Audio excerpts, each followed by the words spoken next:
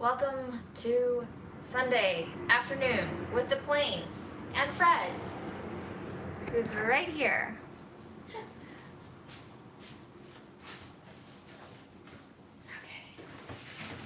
let me move this box.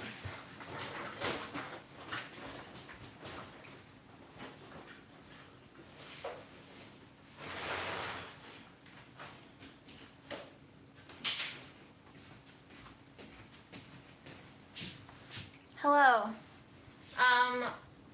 It's been a while, and I'm very tired, as I always am these days. And there's good reason for that. I am due to be moving next week, so this might be the last live, potentially, that will take place in this kitchen.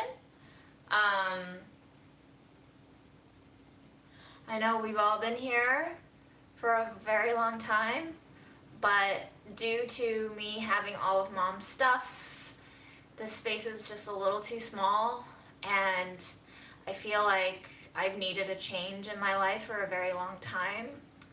I think it would be nice to have a change of setting so that I can start to maybe feel like I'm graduating into the next chapter of my life. I don't actually know if Mom ever visited inside this apartment, maybe just once, but I've been here for over 5 years now, and I feel like with Mom being gone, it just makes a little bit of sense for me to switch it up a little bit. So,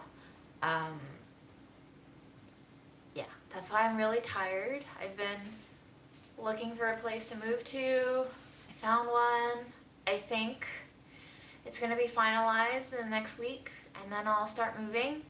And yeah, I will be living alone. Aaron and I will be living separately. And if you have any bed and mattress recommendations, will you let me know? I'm a firm mattress preference and predominantly side sleeper.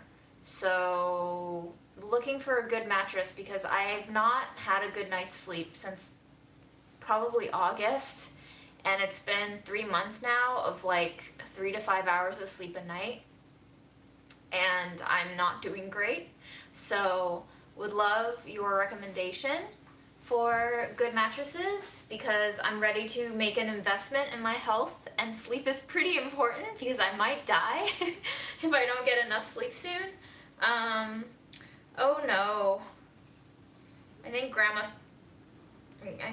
hospital just called. Alright, let me turn this on in case they call again.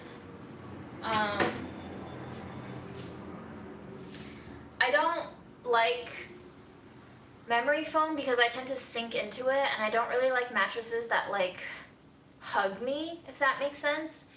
I did look into Helix. They are very expensive, right? I feel like they run $1,000 to start. Is that right? I'm not saying I'm not willing to pay that much. It will just hurt a lot. I know it's an investment in my own health, but you know, maybe there's some cheaper options. But yeah, we have a lot of people saying Helix mattresses. Okay.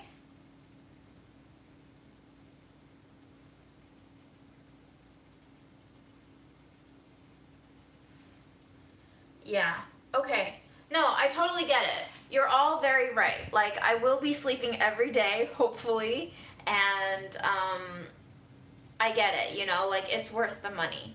I just want to make sure that if I'm offloading over $1,000 onto a single piece of furniture, that, hold on.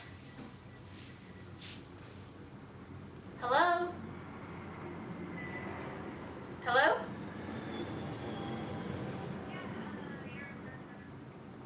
Okay.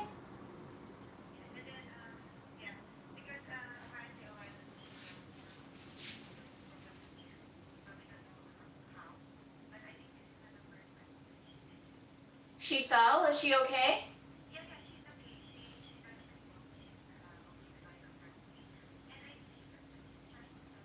Okay, I'm willing to translate if you can hand the phone over to her. Thank you. 姥姥怎么了？哦。哦，行。哦，行好，我跟他说好吗？你把电话还给他，我跟他们说好吗？你把电话还给他们，我跟护士说。电话还给护士。哦，行，我跟医生说啊。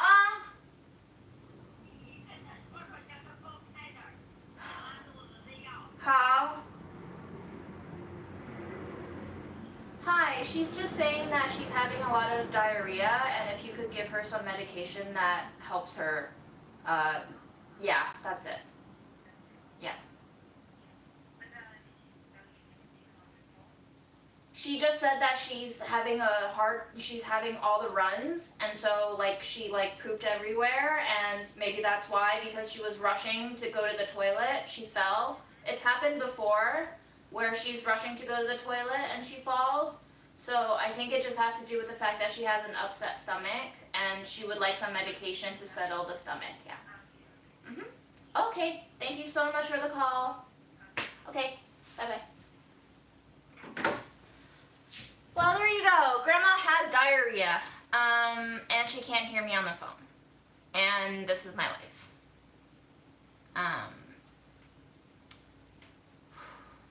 Life. Am I right?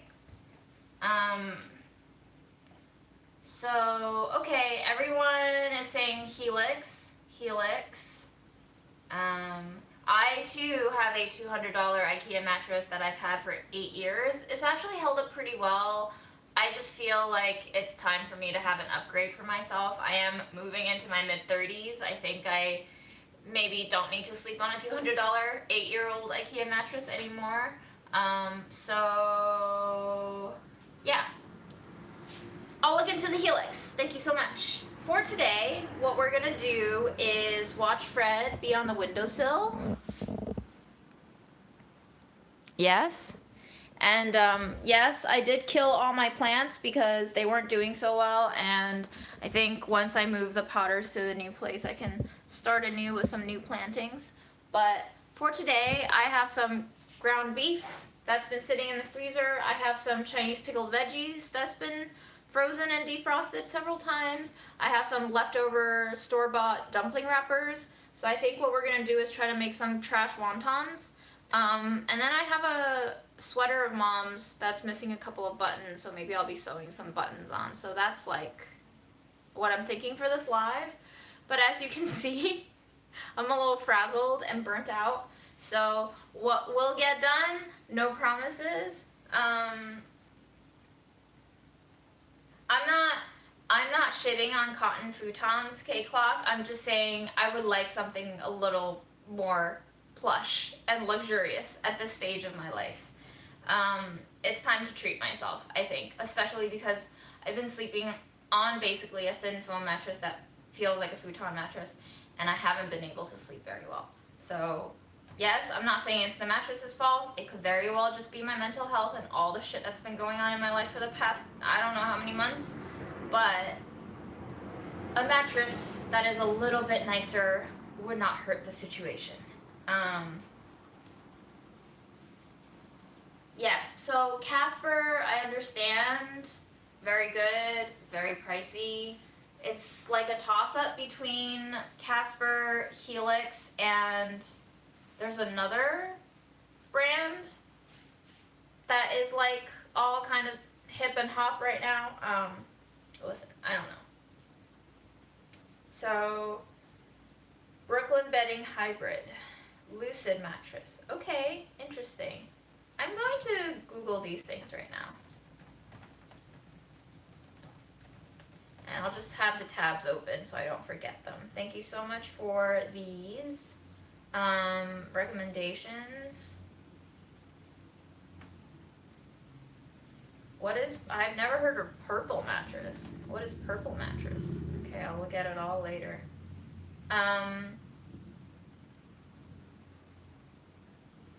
So as it pertains to Fred will be staying in this apartment for now.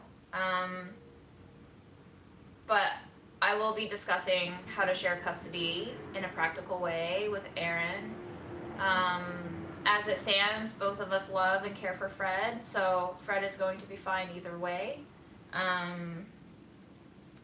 don't feel like digging myself into a deeper hole of argument over who gets to keep Fred. We can both share Fred. It's just whatever is best for the cat, honestly. So we'll figure it out. I'm not too worried.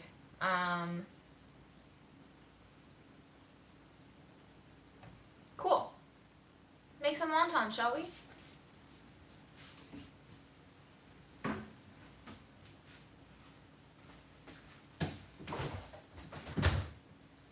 Oh, Freddie. What are we gonna do, bud?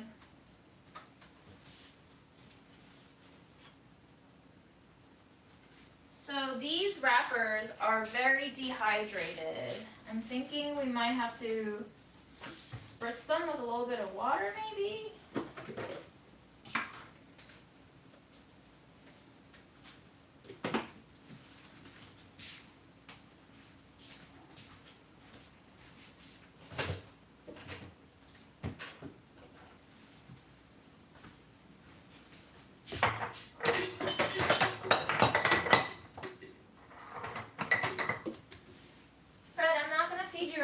You just had a treat. You're also getting a little fat. Capiche? Capiche, buddy? No.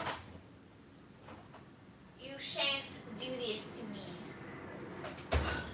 Unless you want an apple. Do we think Fred wants an apple?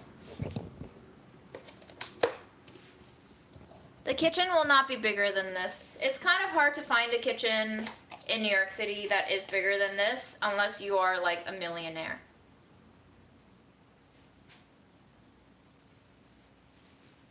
Did you just blow your snot all over my apple, Fred? That is disgusting and disrespectful.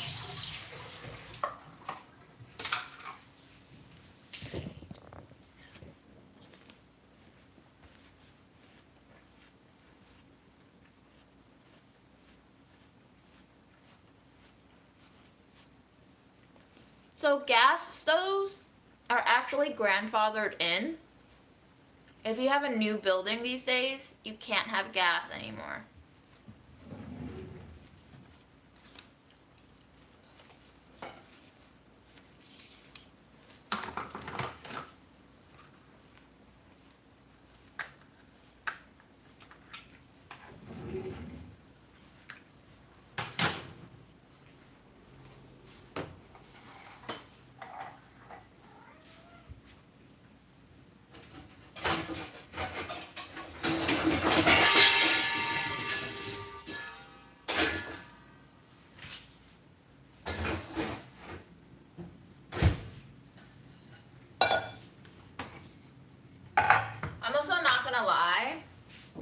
Fred has been annoying me lately. He's gotten very prissy and very demanding, and he's been developing a little bit of a spoiled attitude, I think.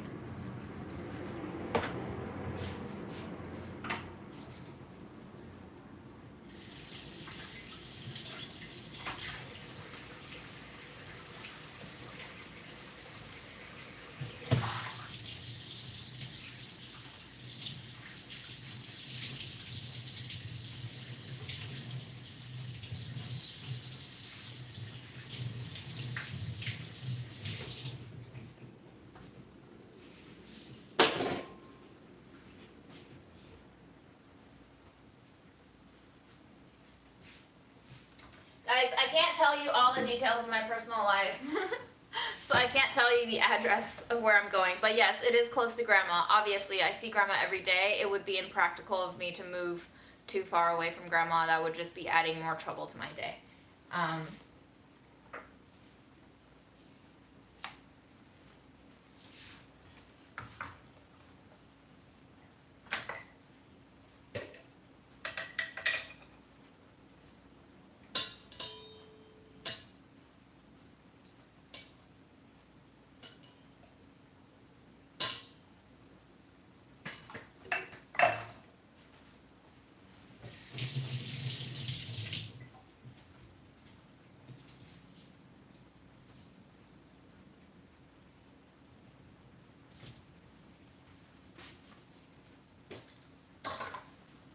got pork.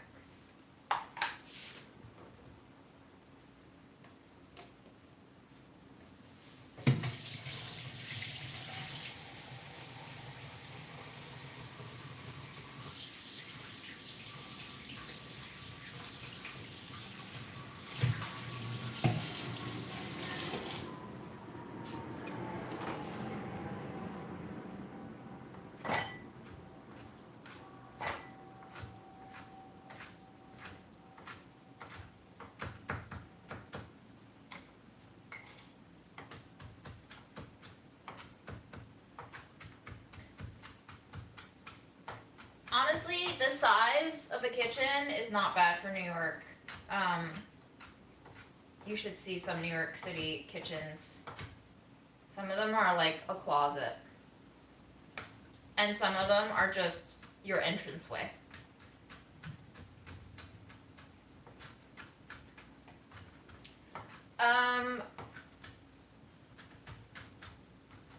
Let's see. Glass jars are amazing. Absolutely. I'm sorry to hear about your focaccia, but I'm excited to hear about your pizza dough. See? One failure, another success. I am definitely still living next to supermarkets with great deals. I'm not going to be very far from where I currently reside. Hello, new person. What I do for a living mostly is video content. I used to cook in kitchens for about 4.5, 5 years. And then I left that because kitchens are hard. They're tough. But I did learn a lot from my restaurant days. And yes, this move will be a good opportunity to like sort through my life a little bit, although we know how that goes, right, y'all? Like, you sort through your life, and then your life gets messy again, and it's the same shit all over. But better to do it once in a while than never.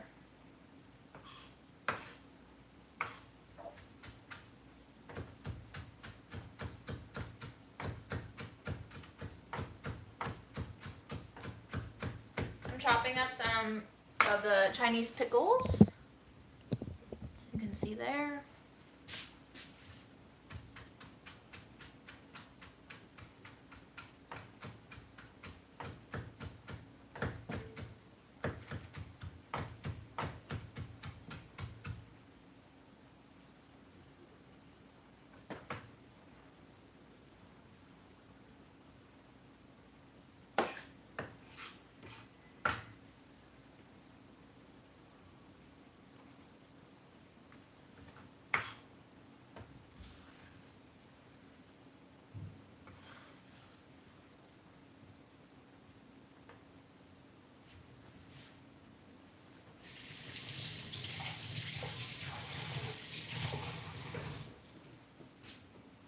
I picked some of my basil leaves off before I trashed the whole plant, but I'm not sure if Grandma would be into basil as a flavor, so I'm gonna hold off on that.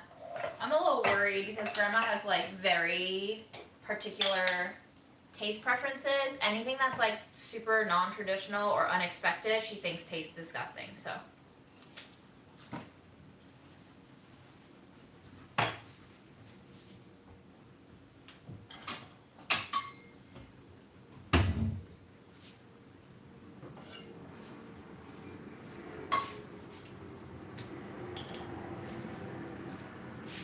I'm gonna do a little sesame oil. Might as well just finish that whole bottle. And then I'm going to mix some of Mom's fermented black bean, soy paste, whatever it is, in here, and that'll be our condiment. I'll probably put in a little bit of white pepper, although I might have packed that. Shit.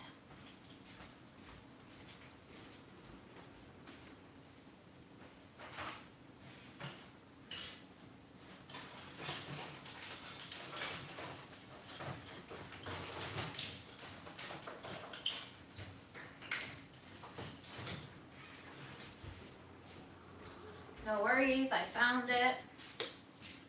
White pepper.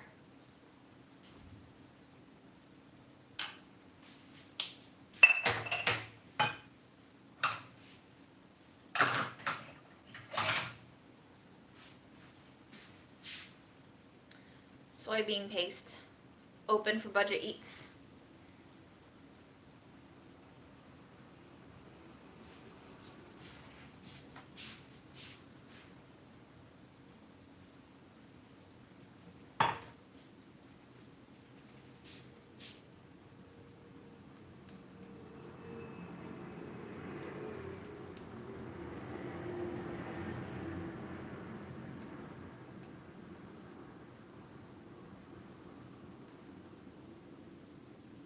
What is the defining characteristic of a Chinese pickle?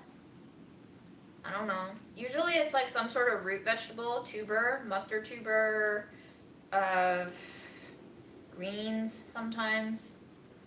And they're really, really briny. They can be a little bit spicy, but for the most part, really salty. Not very sweet.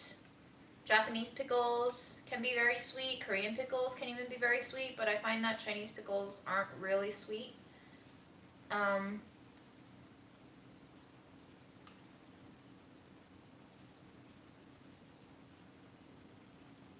affordable housing lottery is great if your income level falls underneath their guidelines. For my income level, I'm not like low income enough to find a unit that's affordable for me. Because if you're not in the very bottom threshold of that price point, some of the apartments that they have available rent for actually higher than what you can find on the market yourself. But yeah, if you are lower income, the housing lottery is great. I've had friends who are artists and actors who don't have stable income who have landed great deals through that. For sure is a resource. But you do need time to get selected for that.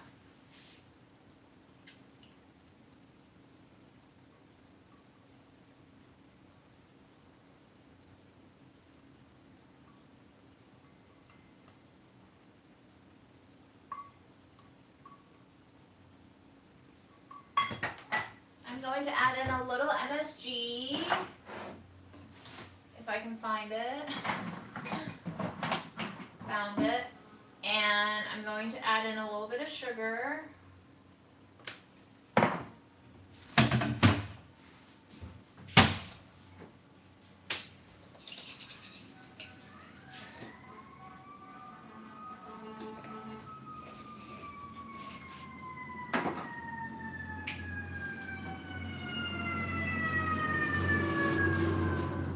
And a little bit of cornstarch.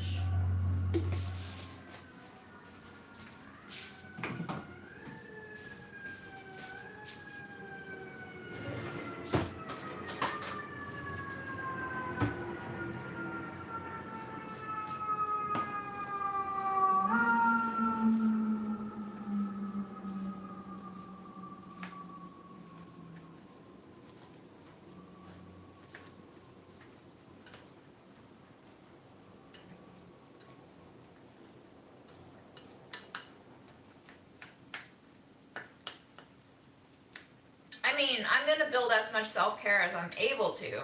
I wouldn't say I haven't been building self-care. I think self-care is something that you have to do every day as a lifestyle. It's kind of like diet and exercise. It's not really like a fix it once and it's done, you know? So I'm going to try my best, but who the hell knows if that's enough.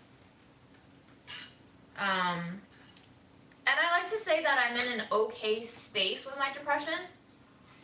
I know that some folks have absolutely debilitating depression, which I do go through those periods too, but I think everyone's case is a little bit different, and I think in my case, I've gotten okay with how my depressive cycles come and go.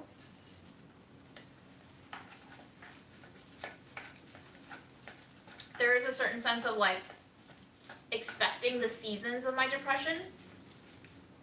I don't know if anybody else feels similarly, but you know, it's kind of like knowing that winter will be bleak and cold and that summer will be steaming and uncomfortable.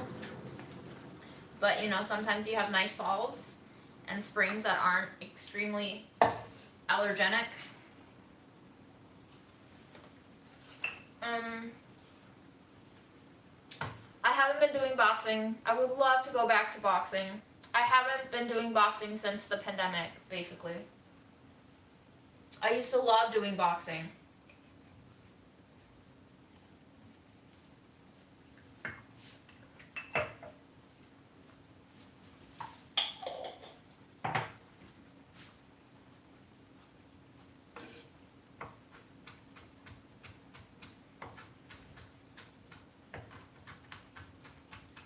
But I have been trying to go to the gym most days of the week. I do really like weight training on my own. So exercise is pretty important for mental health, especially for me.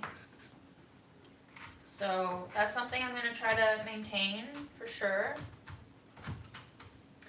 June, how much time would you say you spend on social media every day, and how do you maintain a healthy relationship with it? I think it really depends on the day. Sometimes I get really zoned into social media, and for me, for the most part, I only go on Instagram. Like, that's pretty much the only social platform I go on besides YouTube.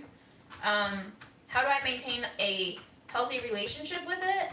I don't know. Sometimes I use it as like a boredom filler, you know, when you kind of scroll on Netflix forever and you never decide on anything to watch. I do that with Instagram sometimes, and I'm just like, oh, that tattoo's cool, and then I spend the next 35 minutes looking through tattoos. Is that healthy? I don't know. Is that unhealthy? Probably not the worst thing I could be doing. In terms of how to not have negative impacts caused by social media, I try to follow very few people. If you look at my following list, I think it's like 85 right now. I unfollow people that I feel like I don't look forward to their posts anymore. I don't have an issue not following people back. I know I've gotten a lot of shit from coworkers and such, where they think I'm being a bitch because I don't follow them back, but it's just like, I literally see you every day.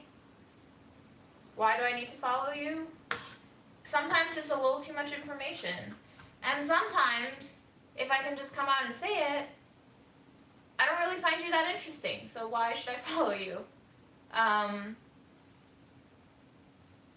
To use social media as business is kind of disturbing, because at least when I started using Instagram, it was all very personal, right? Friends followed me. I followed friends. We chatted with each other, and we commented with each other on each other's posts.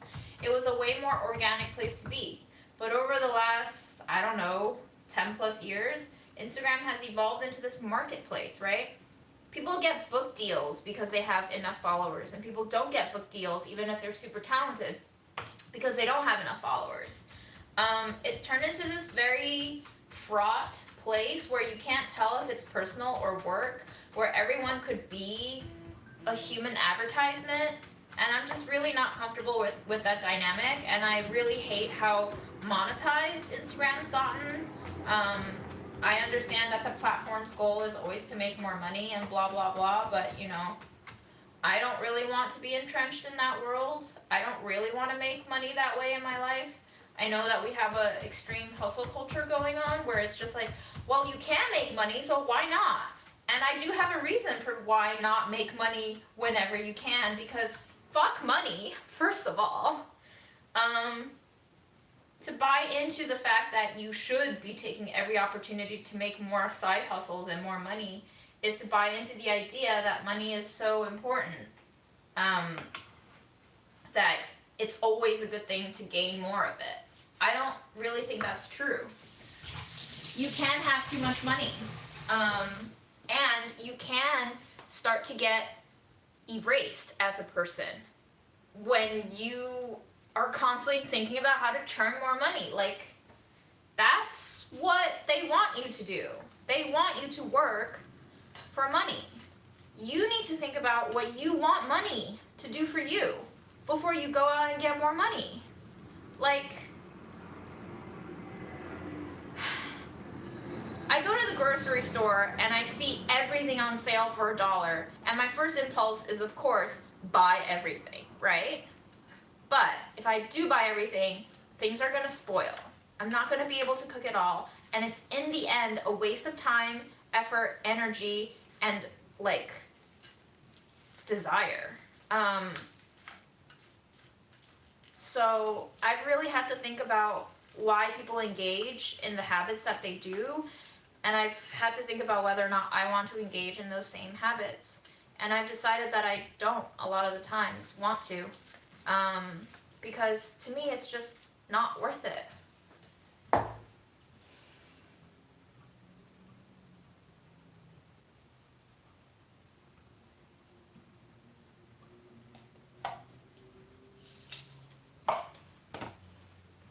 Okay.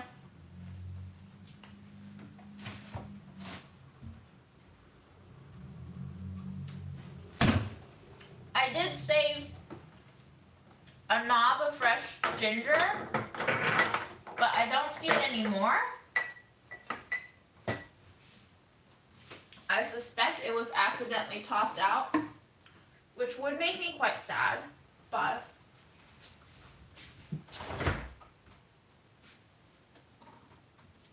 that's fine.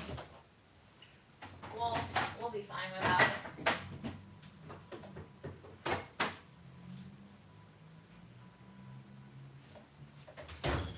Okay. What I will do then is add a little bit of vinegar. And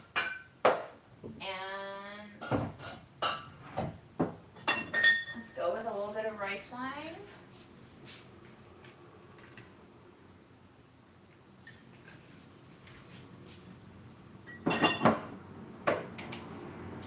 And I'm also going to throw in a little bit of citron pepper oil from 50 Hertz. Yao is amazing. He's so kind. He gave me like so many different samples. But his citron peppercorns are the best quality I've ever had. This is not an ad. I just truly feel like I haven't had that many good citron peppercorn imports in the US. And his product is great. So if you're into the citron peppercorn, check out 50 Hertz. Yao answers all the emails himself. It's like a really small company and super well run. So kudos to those entrepreneurs who can do it all. I certainly can.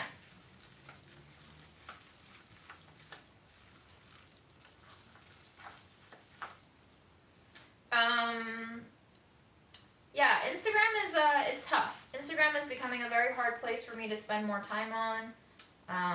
They keep pushing things like Reels in order to compete with TikTok, but they're doing an awful job at it. Their interface is just awful. Bugs everywhere.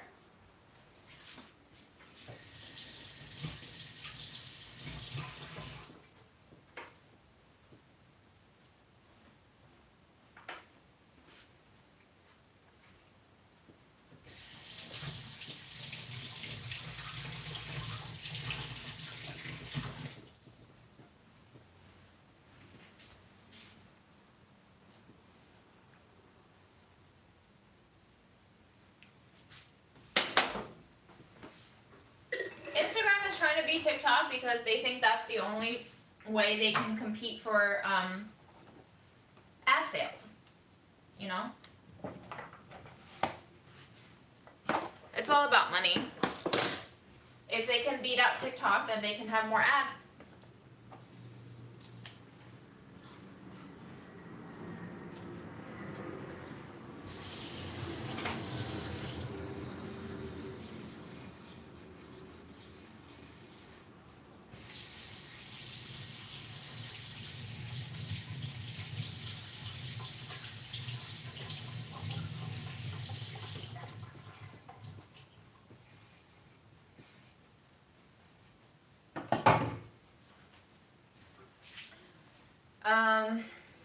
Somebody says, why don't you try running? It's what helps my seasonal depression. I have. It's hard on my knees. I have joint issues. New York City streets aren't the best place to run long term. I also get very Groundhog Day about the routes that I can take. Once I start running the same blocks over and over again, it becomes a source of anxiety for me almost, because I just don't want to be repeating all the same steps. So there's that.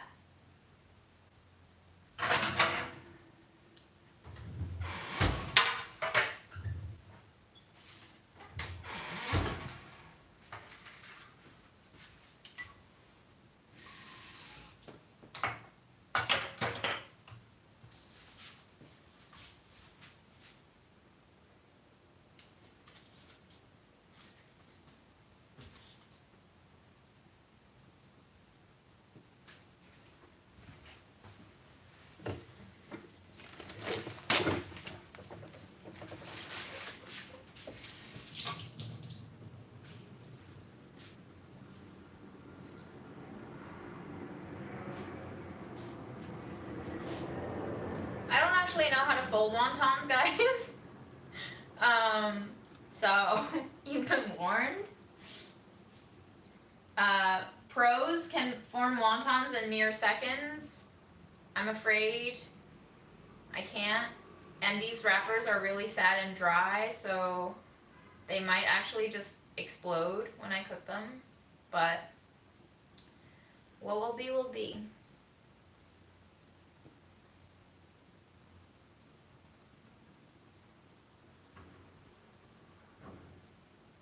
I have not tried a light box. I really don't want another thing in my room, if that makes sense.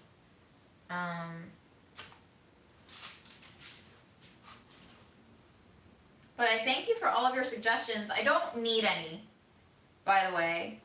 I think I've just tried to make it very clear that I'm okay with my depression.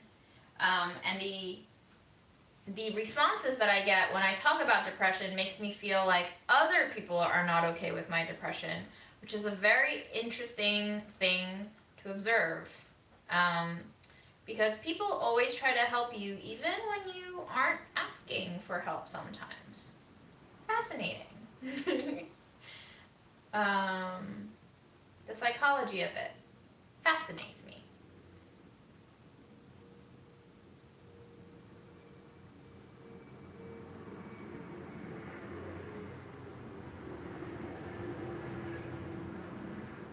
The way that some people respond, well, this is modern art, okay, y'all? Like, listen, it's not a dumpling, it's not a wonton. We don't know what it is. It'll be fine. It's modern art. Anyway,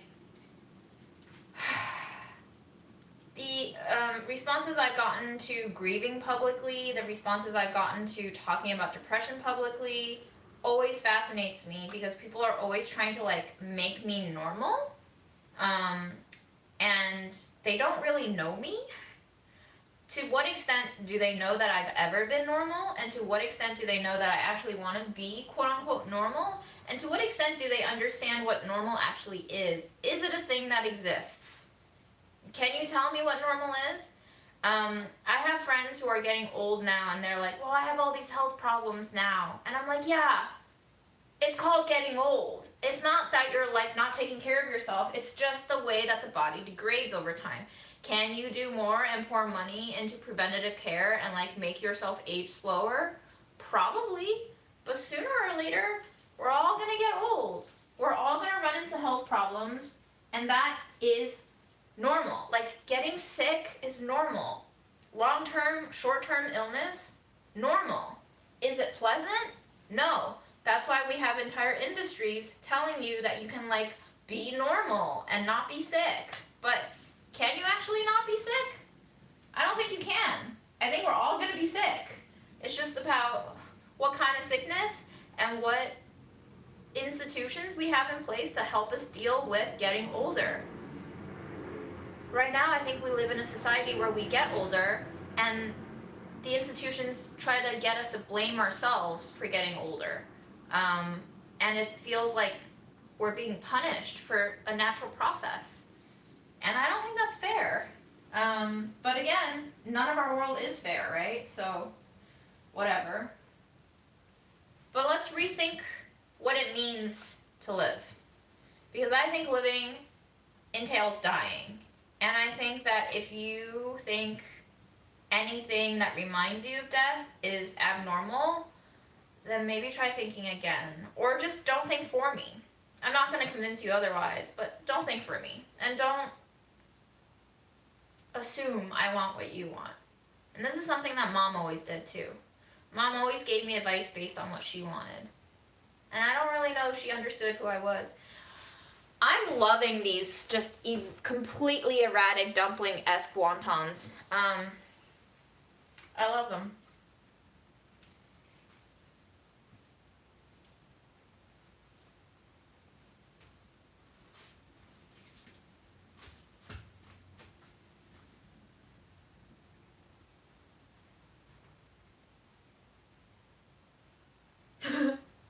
Julie says once wontons are cooked in the soup, they all look like little brains no matter how nice you fold them.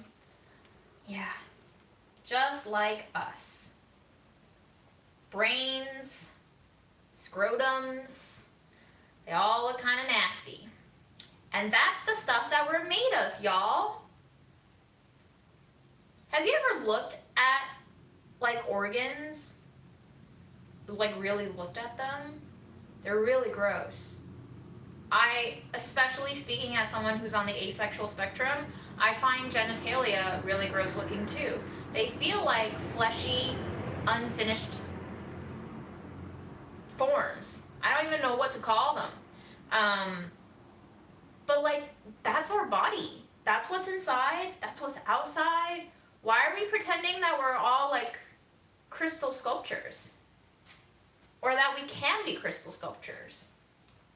I guess because they sell us things like fashion and quote unquote health, and all they do is put the prettiest people, the visually prettiest people, as examples for us to mimic and emulate. But we don't see the struggles those people go through behind the scenes. They probably have as much fucked upness in their lives as all of us do. But just because we don't see it, they don't exist.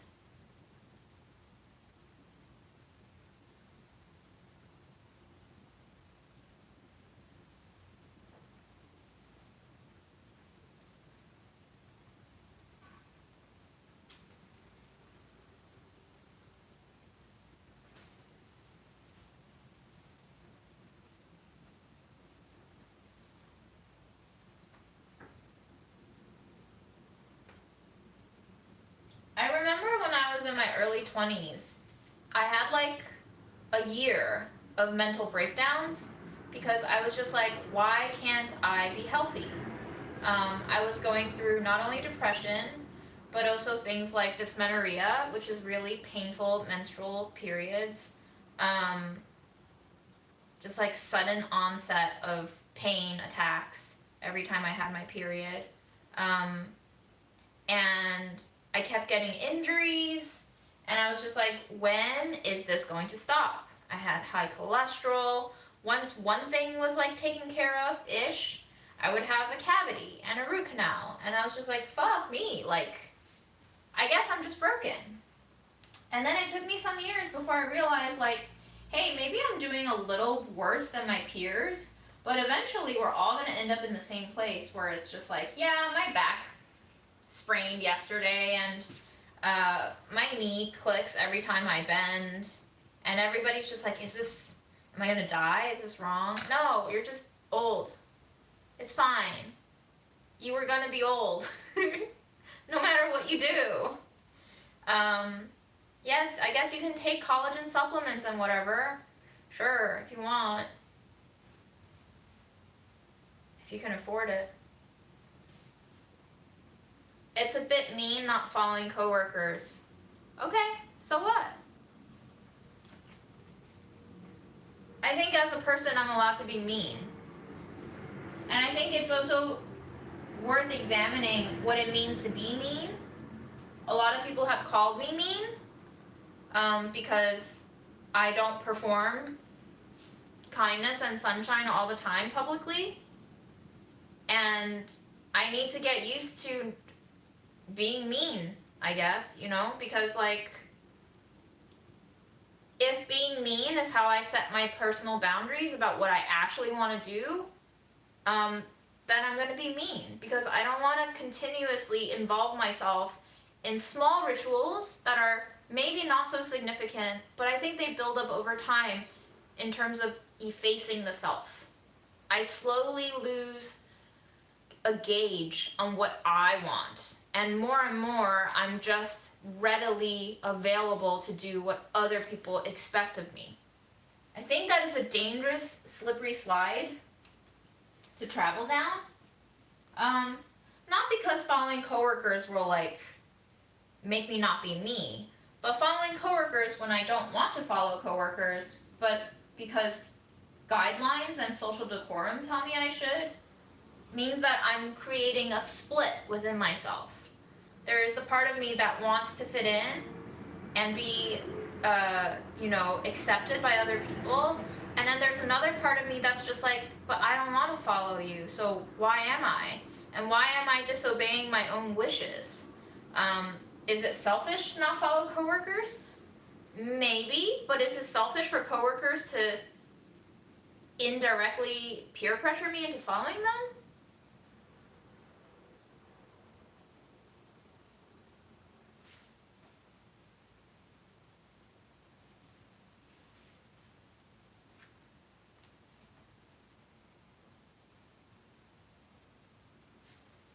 I think to survive, so many of us have to pretend to be a certain way, right? Especially if we're some sort of minority, where expectations are not equally applied to us, and we have to like accommodate whoever's in more power than we are to perform in a way that makes them comfortable so that we don't get punished for otherwise. Um, so it is a luxury to disobey social mores. And yes, there is a price for it. Obviously, if I have coworkers who are unhappy with me, that's going to create friction in the workplace, right? You can call me stupid or stubborn for not just doing a simple thing like following coworkers back. But it's also a luxury to be able to do what you want despite what other people want out of you, right?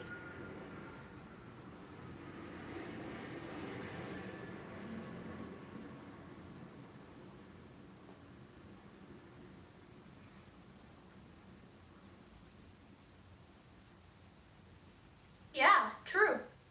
Julie says, if you are okay with dealing with the consequences of being mean, then be mean. If you are mean to others, you can't expect them to be nice to you, right?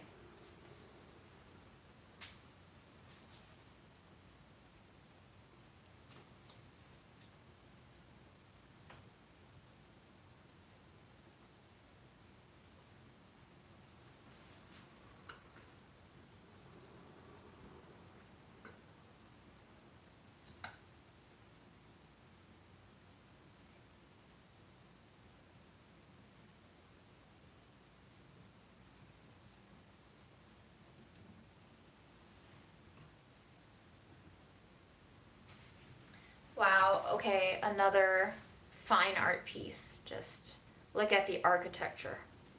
Yes, I've frozen these. They will dry out a little bit if you freeze leftover wonton wrappers. They will crack after being in the freezer for a while, but they're still usable.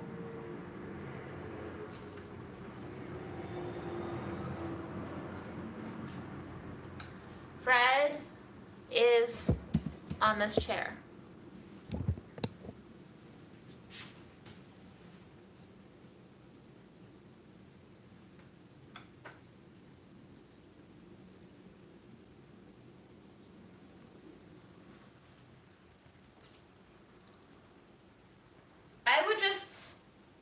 I would always argue for us to think for ourselves a little bit more, right? I think that's kind of what's landed us in hot water a lot of the times is it is easier and a time saver to just do what everyone else is doing. And if that makes you happy enough to just streamline things and go along with the flow, by all means do it. But if there is anything that is telling your body that, hey, this doesn't feel right, I think it's always a good thing to examine it a little bit more. Think about why you're choosing to do the things you're doing. Think about who you're trying to please in making that decision. And think about if it's actually worth it for you to continue doing that.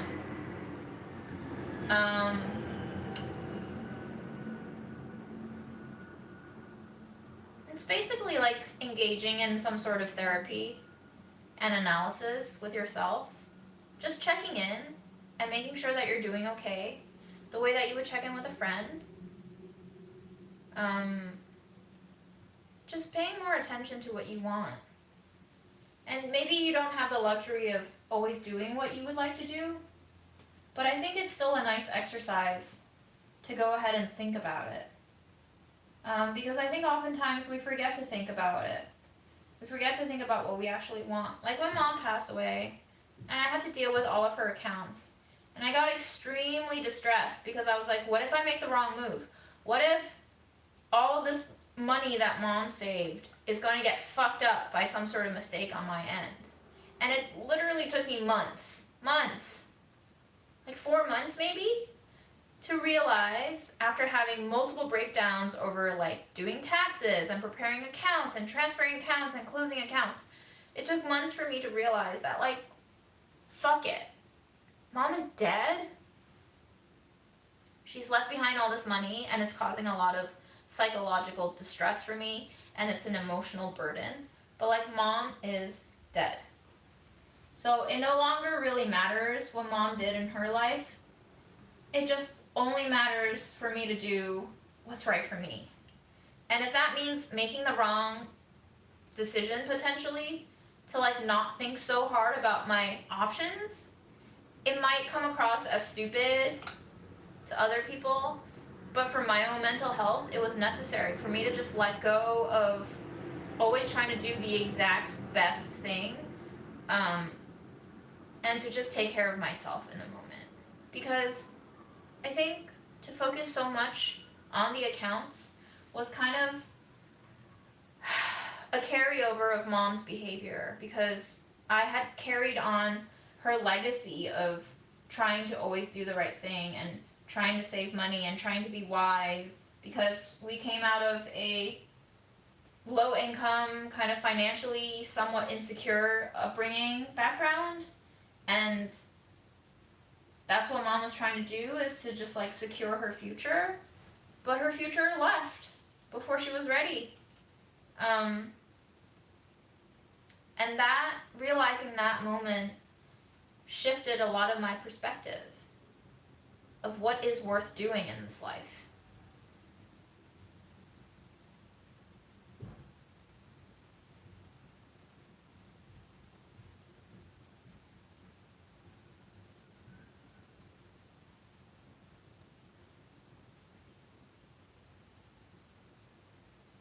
True, the line between the personal and professional is always blurred. Correct. Case in point, this channel, right? Would you call this channel professional or personal? Like, I would love to know, actually, do you, viewer, consider this channel professional or personal? Because sometimes even I'm a little confused. For me, I think it is 80% personal, 20% professional. Because at the end of the day, I do have some form of ad revenue coming through, right? But the content is extremely personal.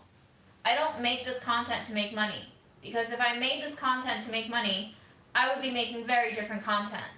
The YouTube algorithm hates me because I do 95% lives and 5% edited videos, and it doesn't know what to do with me. I also go through so many different topics on all of these lives, and so many different topics on my edited videos, because this entire channel came out of an experiment. No plans, no expectations, just doing something for the sake of doing it to see where it lands up. And I'm perfectly content with it staying this way. But unfortunately, the system and the platform that we're working under does not reward this type of behavior. So, this was a personal choice for me to decide what to do. And I don't know, I feel like most of us who are here right now are happy with what I do, because you are here after all, right? But for sure, from like a business standpoint, this channel is dumb. It doesn't make money because the algorithm doesn't favor it. I don't play by the rules. I don't do weekly uploads. I have no stable programming. I go off the rails. It's dumb. It's dumb.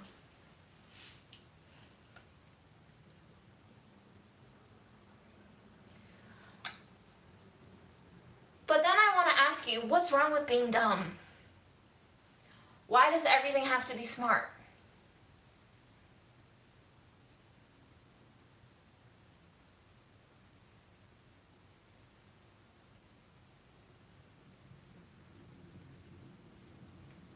I obviously don't think it is existentially dumb, because I wouldn't be doing it if otherwise, right? But from a business standpoint, it's dumb. Like, if I wanted to make YouTube my sole income, this ain't it. I would not be able to sustain myself this way if I continue to run this channel this way. But that's why I don't want to do YouTube full time, because I think doing YouTube full time will take out the joy of it for me. It will make me beholden to all of these rules that I have no interest in following, because all of these rules are what make the activity unenjoyable. It turns it into work. It turns me into a slave to the system and the rules. And then I have to play by the rules instead of just doing what I want. Right now, what I'm doing with this channel is a luxury, right? I don't depend on it for income, so I can continue doing what I want.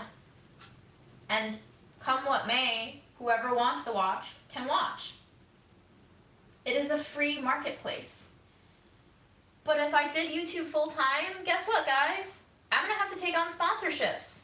I'm gonna have to give you mid-roll, in-person advertisement of, like, I don't know, Squarespace. What else? That Japanese snack box that all the food vloggers are doing. Audible. You know. You've seen it.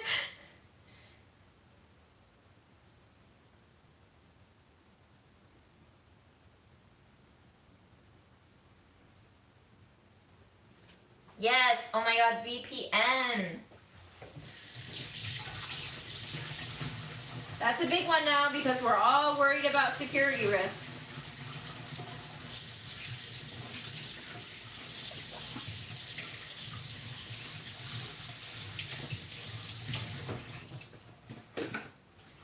I have to plug you guys in because you're running out of battery. Right, Freddy? Yes. Who texted me?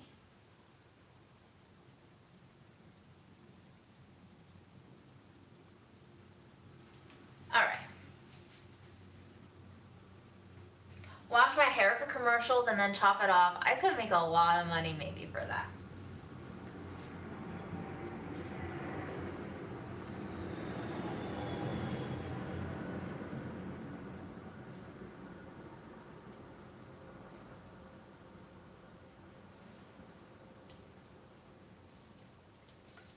And I promise you, we will still see Fred on the lives, maybe just not frequently anymore.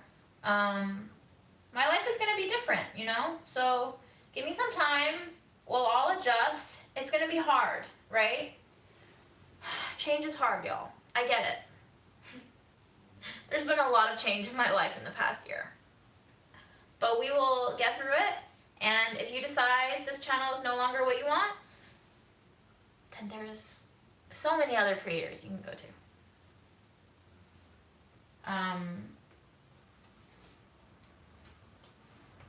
But we'll just have to work with it organically, right? Because I don't know what's gonna happen in my life. I'm not the person who plans everything out. Because I just don't think plans work that way. You can plan something out, but I don't think it always works that way. So I'd rather just wing it a little bit.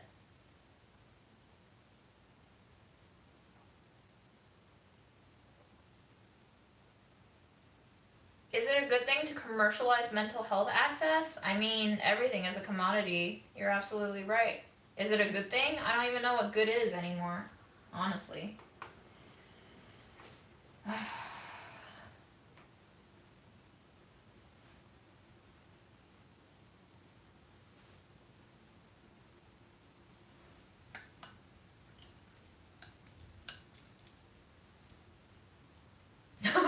Yeah, should I take a sponsorship from HelloFresh and I'll just go off the rails and I'll just throw away the instruction?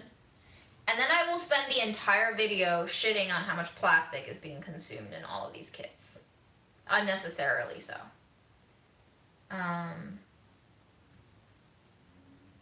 Yeah, I'd rather leave that question for Aaron. I won't speak for Aaron's feelings on this live. But obviously it's a change for us both. It's going to take some shifting, both in mind and body and soul and spirit.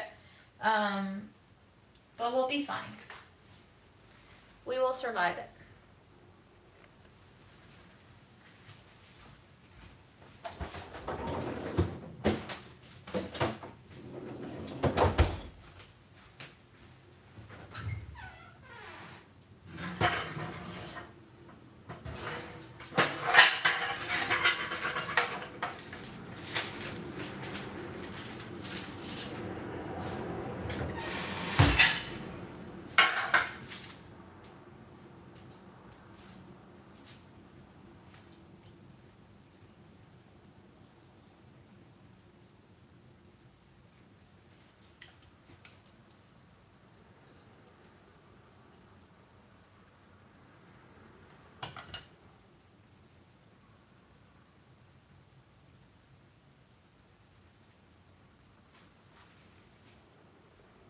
What you want, Freddie?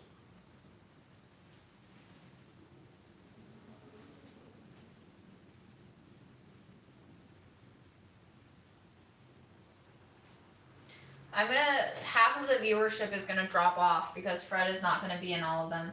We will still see Fred, y'all. He's still very much my cat too.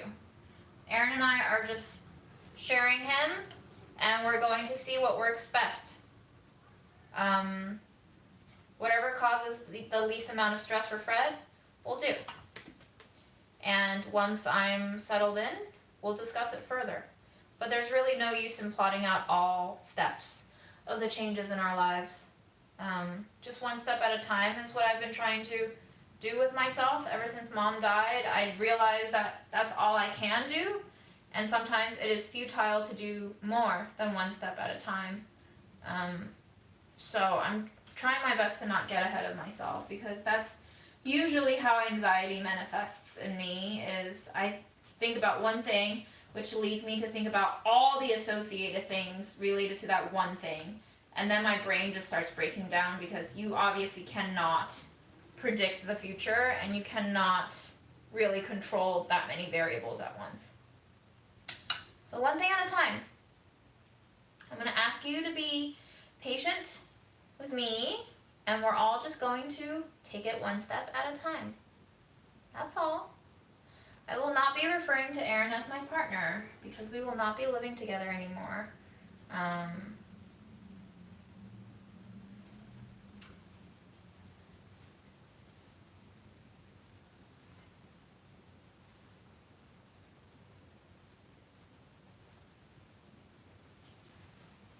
I don't know if my new room can fit a king bed, but I love how you are dreaming big. I do think about maybe getting a queen, though. A queen bed sounds nice.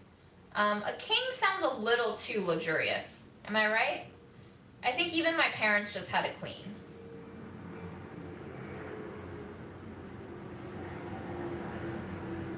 So I know that most people like to have couches in their living rooms, but I'm thinking actually I will have no couch. Instead, I might have a really nice plush carpet situation with a lot of pillows, and I really want to start collecting mirrors, and I want to make the living room like a mirror room. We'll see how that manifests. Obviously, I'm not going to find all the perfect mirrors all at once, but I really want to play with the idea of what a living room is instead of just doing the living room.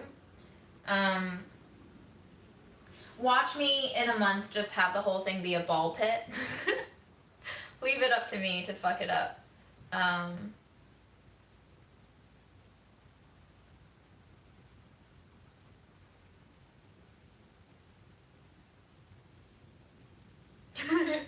Yes, Naoko, you are invited to the ball pit if it materializes.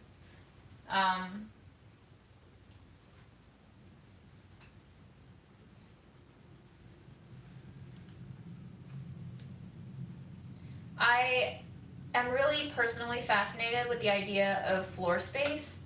I really like just having nothing, especially in New York. Having space is such a luxury already. I kind of just want to hold on to that concept of clean space, you know? So I'm definitely going to buy myself a bed, probably get a dresser. I'm gonna keep Mom's dining table. And I'm gonna see if I can use it as a desk. And maybe I just won't really buy that much else. We'll see. We'll see. We'll see what happens.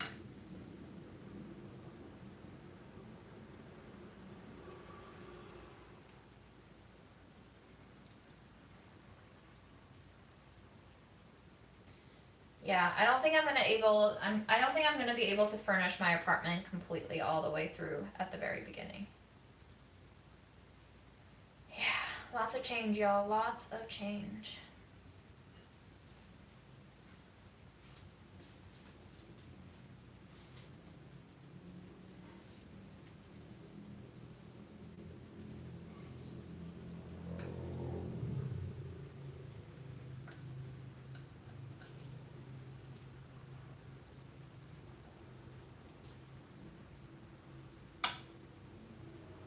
The kitchen is about the same space as this one in terms of area. However, the new kitchen will not have as much gorgeous natural lighting. It faces a different direction, and it is also blocked by the facade of the building. So there's a lot of indirect light and it's pretty dim.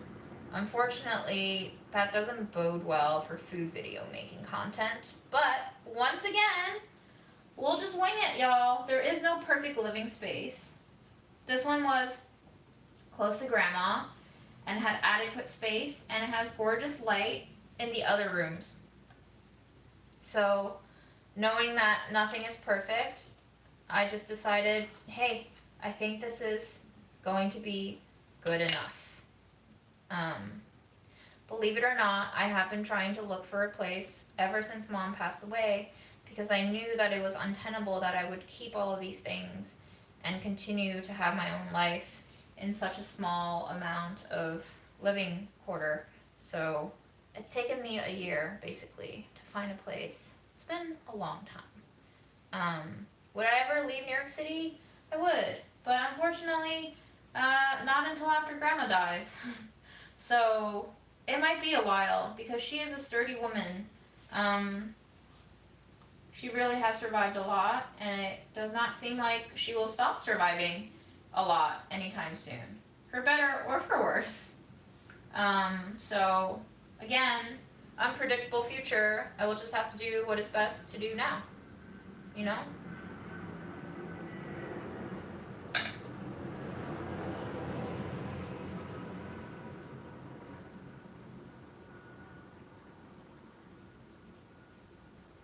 The beautiful thing is that other people can say what they want, but at the end of the day, it's your living space, right? So you decide how you want to live. Conventions are there for people if they need something to feel safe with. But if they're already secure in themselves, conventions are unnecessary to hold on to.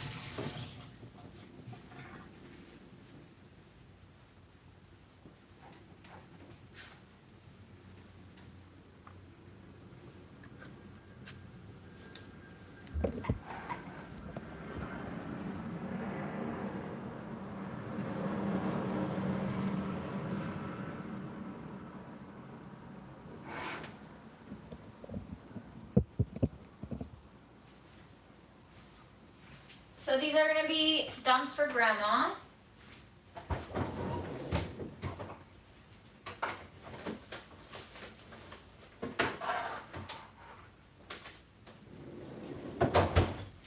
And I have some meat mixture left over that I can probably work into a stir fry. which means I will need to buy stuff. I'm gonna need to buy stuff. I'm gonna need to buy vegetables, because I don't have any right now. Vegetables would be good. Actually, I do have vegetables. Should we cook this ready? Maybe we cook this. Let's cook. Let's cook.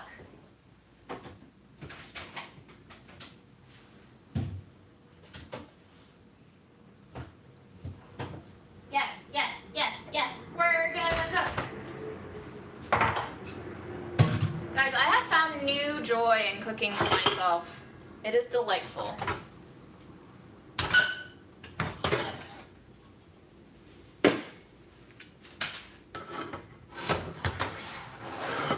I technically can bring Grandma to see my new place. However, I asked her, hey Grandma, do you want to see my new place once I moved? And she was like, nah.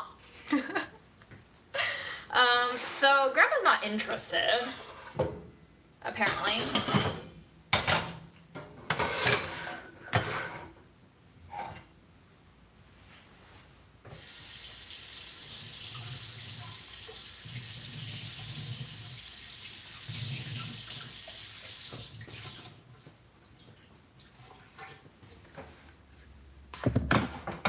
Listen, if Grandma doesn't want to see my place, then all the easier for me to not show her my place. Whatever. I'm not bummed.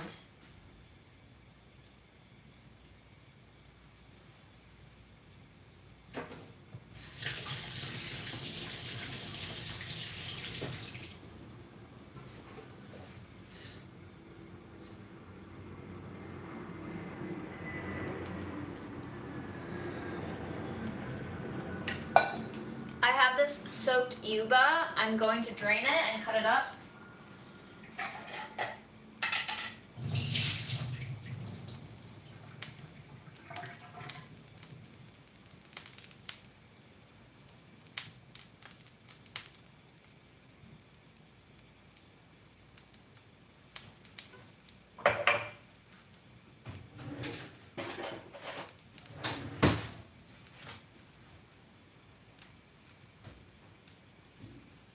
Hello?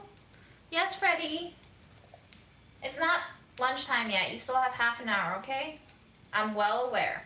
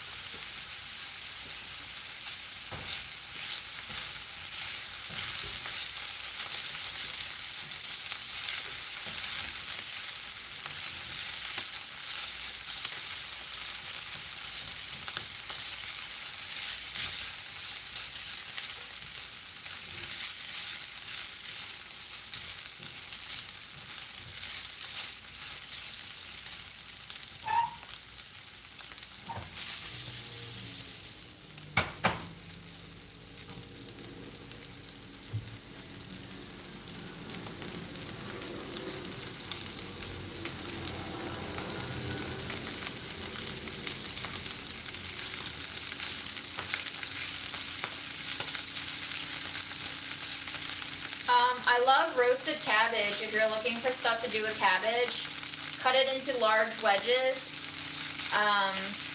Thin, preferably, wedges, because then it crisps easier. Drizzle it all over with oil, enough oil so that you get crispiness.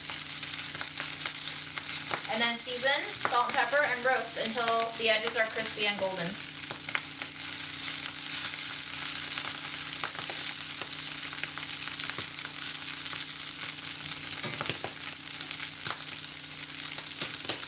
I'm going to put in some cooked chickpeas.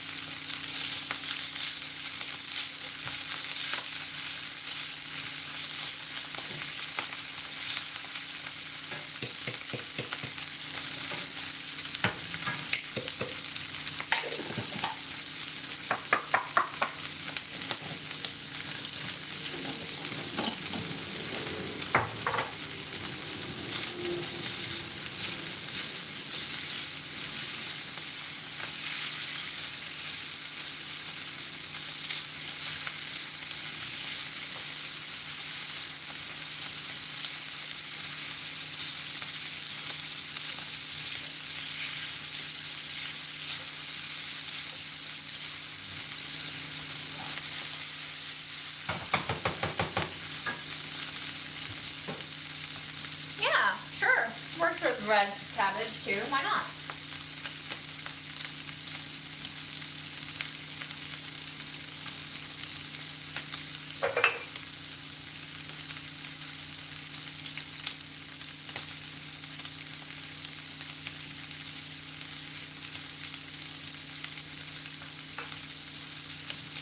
Have fun with your fruit pulp focaccia. That sounds mega interesting.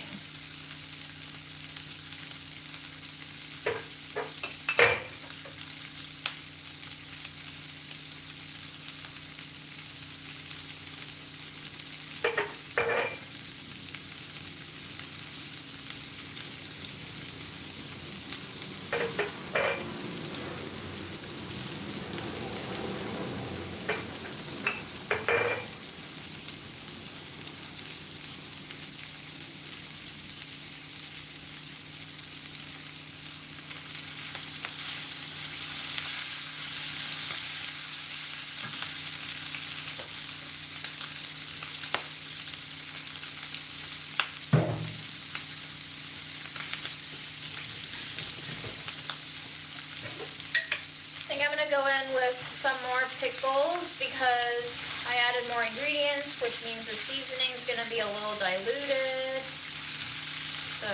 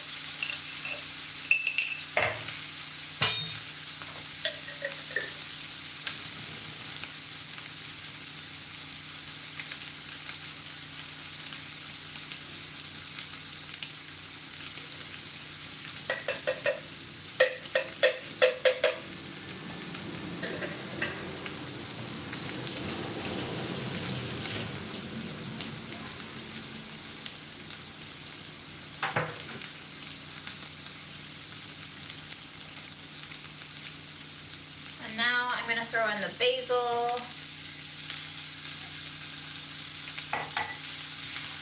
We're just going to let it cook.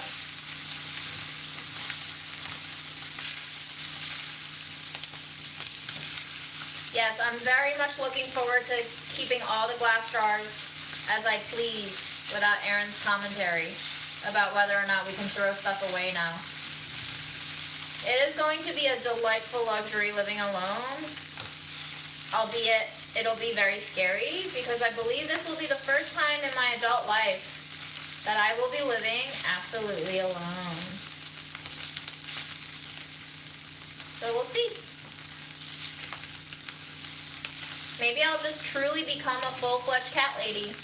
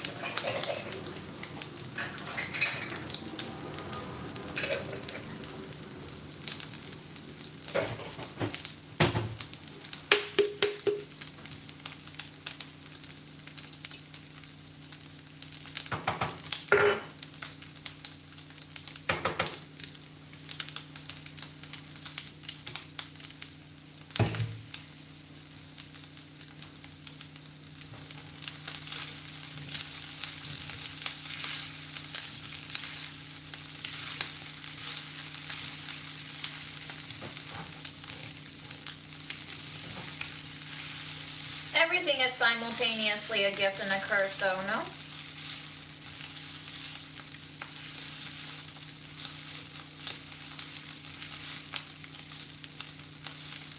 We have yuba and chickpeas in the pan.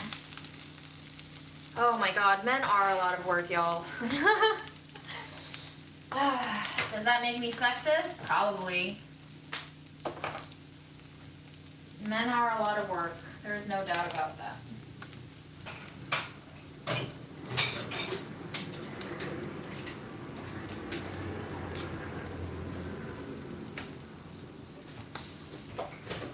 It just depends on you to decide whether or not they are worth the work.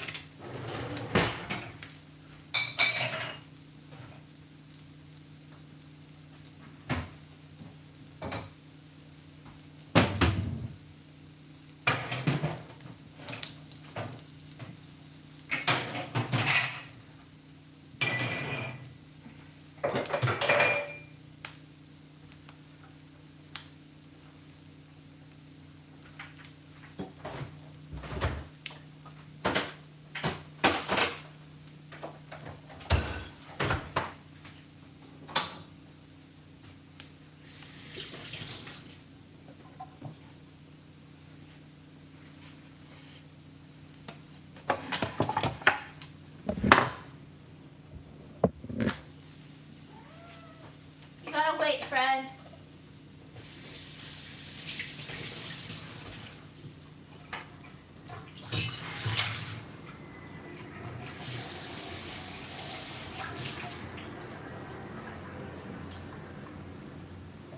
We can all be a lot of work. I think we can acknowledge that, but I don't know.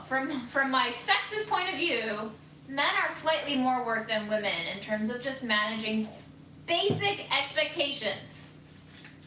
But I guess what's basic to me is not basic to someone else, and vice versa.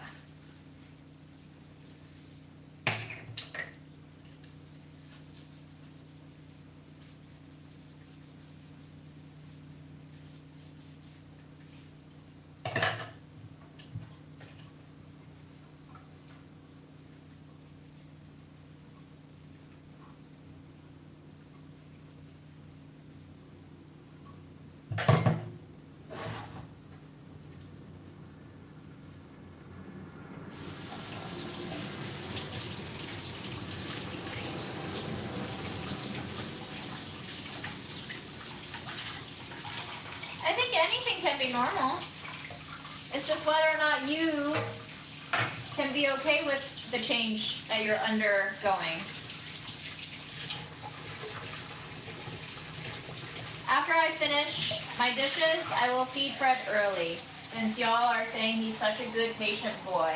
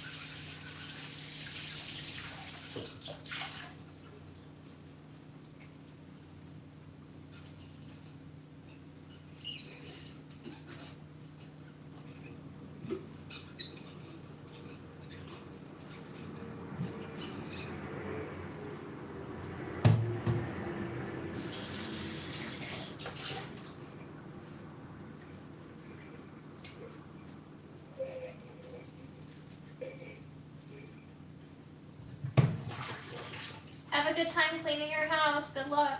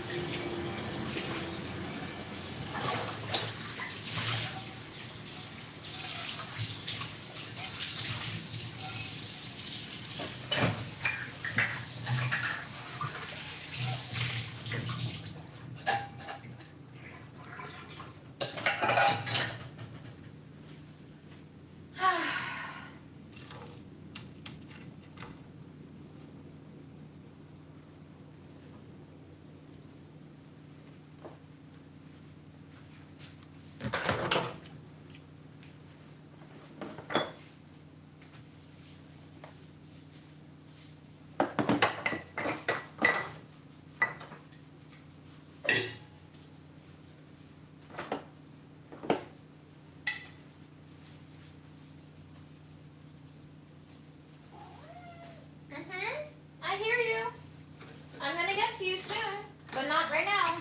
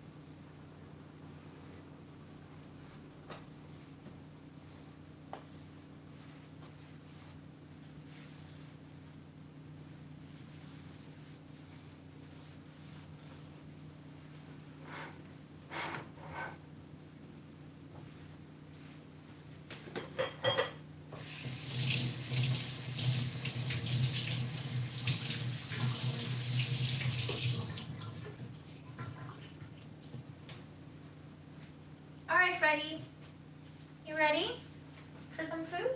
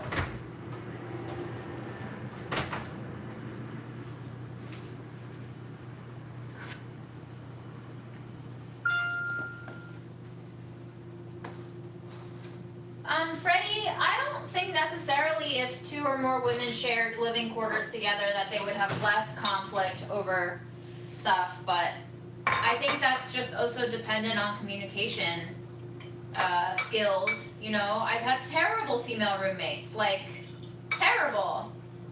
Leaving dishes overnight when we had a roach problem, refusing to take responsibility for clogged drains in the bathroom and to take steps together to prevent future clogged drains, just horrible. So I've also had roommates complain about me and my hair being everywhere, and you know, so I'm not like sinless, but it really truly depends on how well you're able to talk to each other. That is difficult.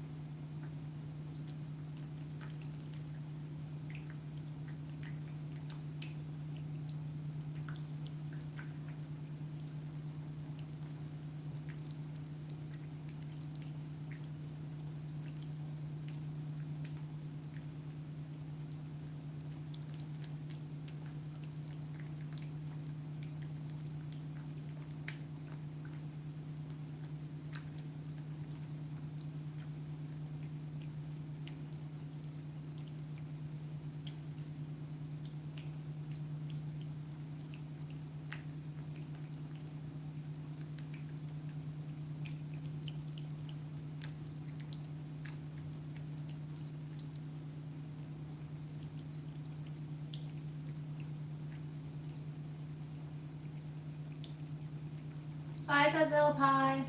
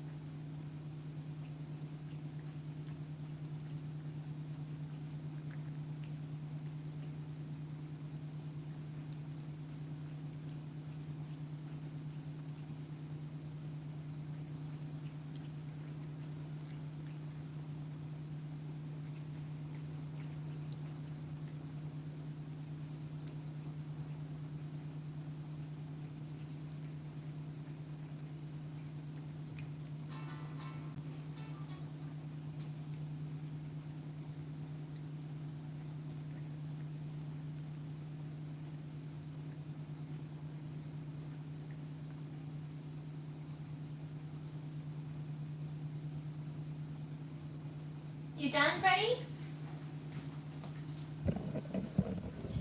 Y'all, all of that is to say I might not be on a live for a couple of weeks because who knows what's going to happen to my life. There's going to be a lot of moving about, figuring stuff out. So if you don't hear from me, it's not probably because I'm dead.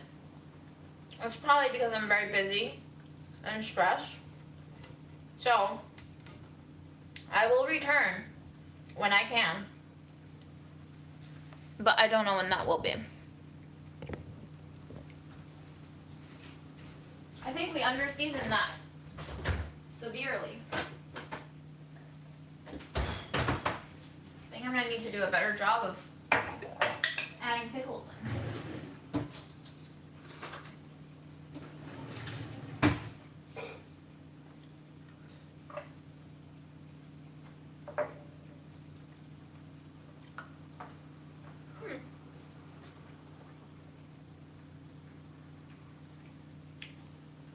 Actually, maybe we're okay. We're fine. Now that I've gotten a few bites of pork.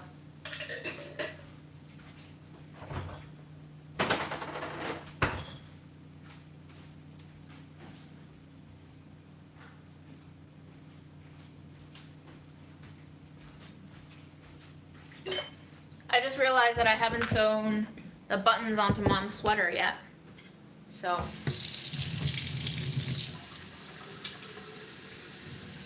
maybe I will do that next.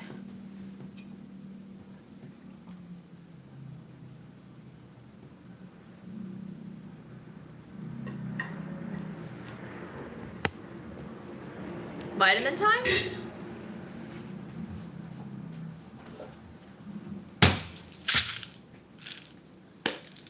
We got a D.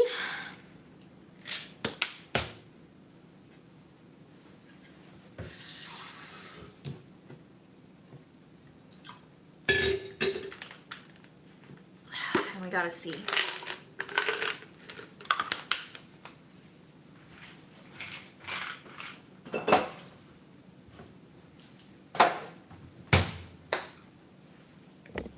Let's go look at the mess on my bed. First there's Fred. Hi, Fred.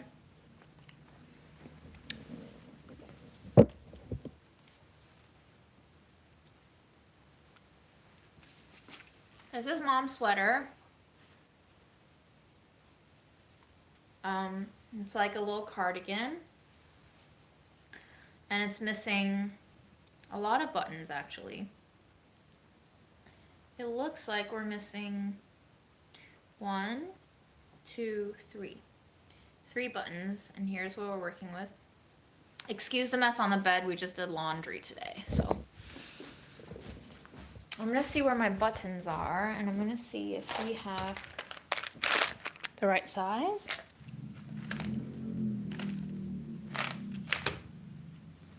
Ooh, do you like my new earring? I just bought it yesterday. It's amber, or I think it's probably synthetic amber, but I bought it because I was out with my friend Jing yesterday and we were thrifting and we came across this shop and I saw these earrings and it made me think of, sorry about the lighting. It made me think of when I was in middle school or high school and I used to go to the Queens Center Mall with my mom and there would be an amber jewelry stand and she would always buy me some amber jewelry. So it made me think of mom. I have these buttons. I think they might look really cute.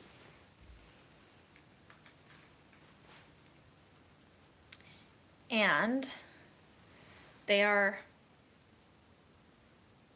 approximately the same size, slightly bigger.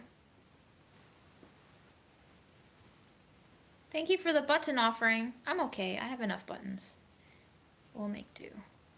And these will do. So let me get some thread and we can sew. And yes, that is messy, guys, because I'm moving.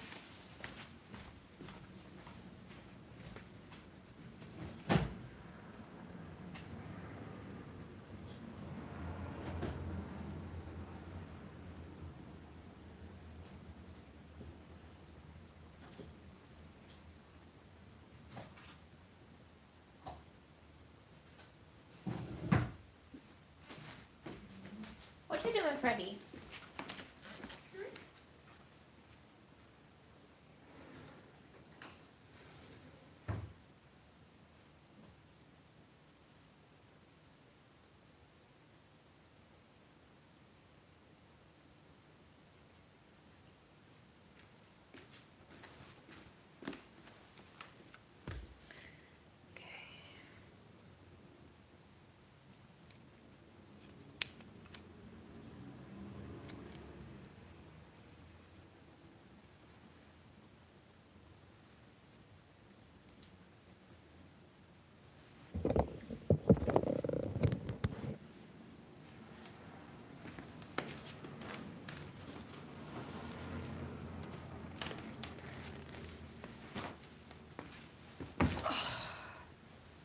Hello.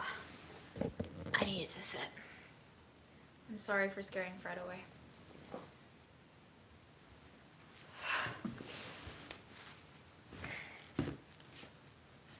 I don't have my computer anymore, so if you have a question for me and I'm not seeing it, just type it again. You love the socks? Thank you.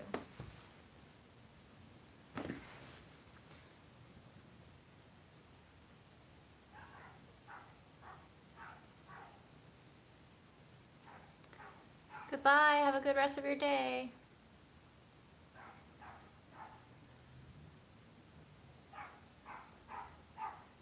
Yes, arf arf back at ya, bud.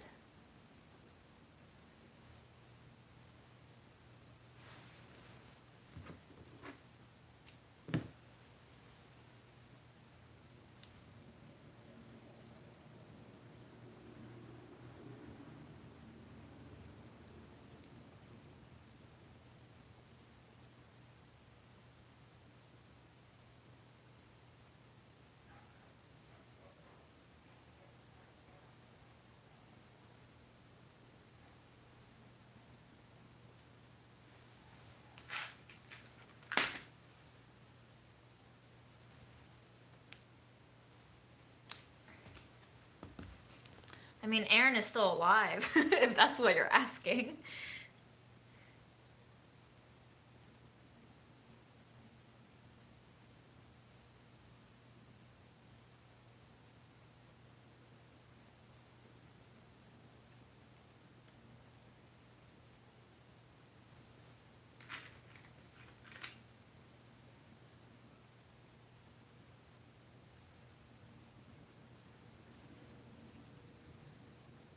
I'm not going to be looking at the comments readily because I don't want to stab my fingies, but I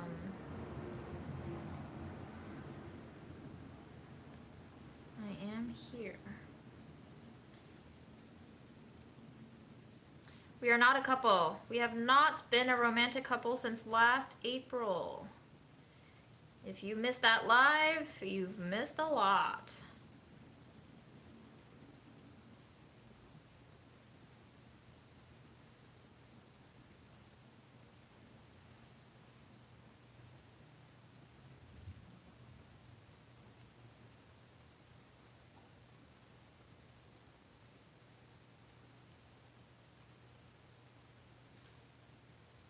Oh, a lot of things have happened since mom died.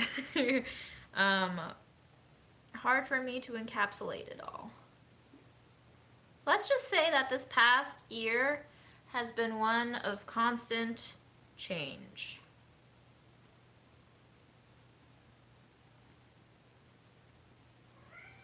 Yes, Fred. Are you pooping?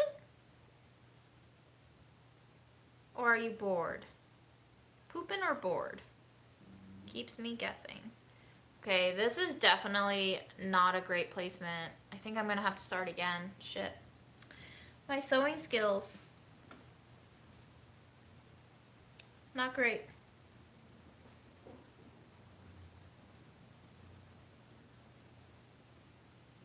Is there anything you would like me to rant about as I fix my buttons?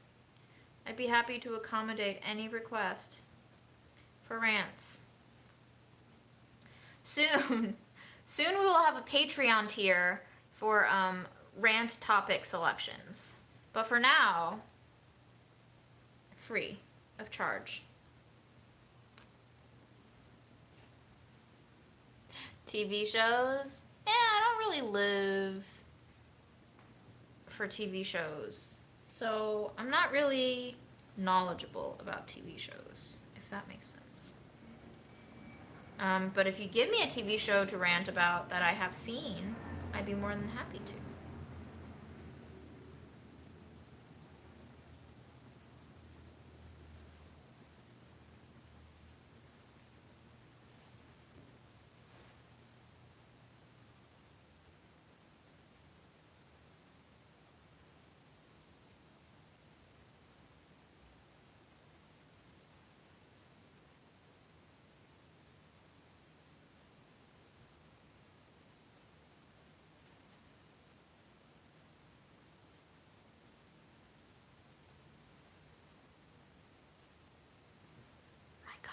Disappeared.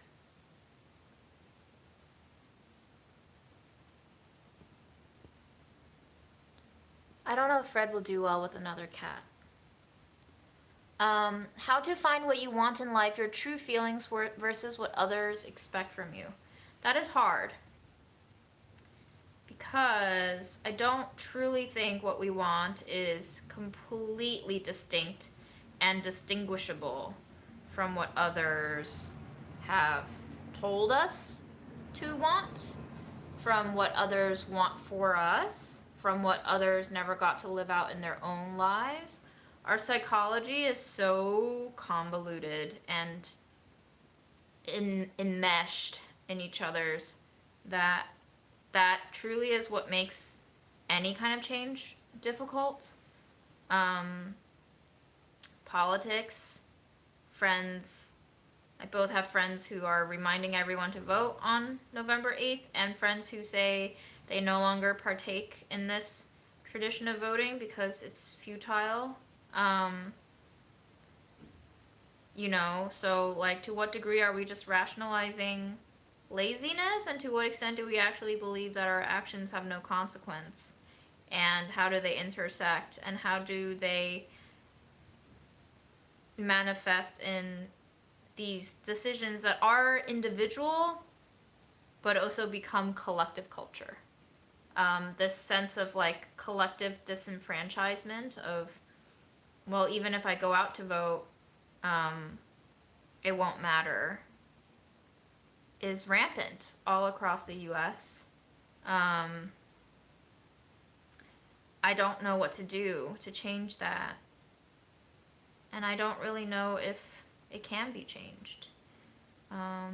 We have a lot of obstacles that are now institutionalized that make it hard for people to vote, that make it hard for people to know who they're voting for, that make it hard for people to know what the fuck they're voting for, that make it hard for us to see the point of it all. So it's like we pay taxes, but we don't get to really decide how those taxes get distributed.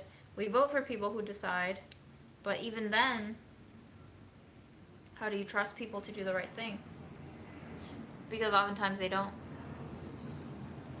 Um, as far as determining what you want, I think you have to spend some time with yourself, maybe in front of a therapist, so that they can guide you through unraveling all of why you think the way you think. A large part of therapy is learning how to recognize metacognition, recognizing and understanding the way you think, not just what you think, but the way that you think, and how your brain kind of spirals into these patterns. It takes a long time. I still don't know if what I'm doing is truly what I want or if it's just reactionary. Everything that I do could just be reactionary. So I think at a certain point it almost becomes irrelevant, and you just have to decide if your choices can make you happy in the moment. That's what I'm coming to realize too, is like if I choose something for myself, I may think it's the right option now, but I might be miserable down the road. There are no guaranteed wins, unfortunately. So, at the end of the day, it's still a gamble. But I have been learning as I gotten older to trust my gut a little bit more. I think I had grown very accustomed to not trusting my gut, and that makes decision making very difficult. You know how they say sometimes, like, you know whether or not a candidate is right for the job within the first few seconds of the meeting? And I find that sometimes it could be true for, like, dating as well. Although, you know, some people are really good at lying and deceiving, and you don't find out until years later who they really are. But trust your gut a little more. Because your gut is probably as reliable as any other metric. That is to say, no metric is trustworthy. So,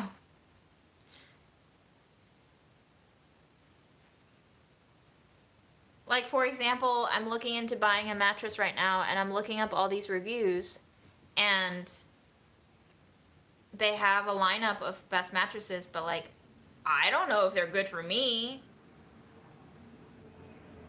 How do you know until you sleep on it?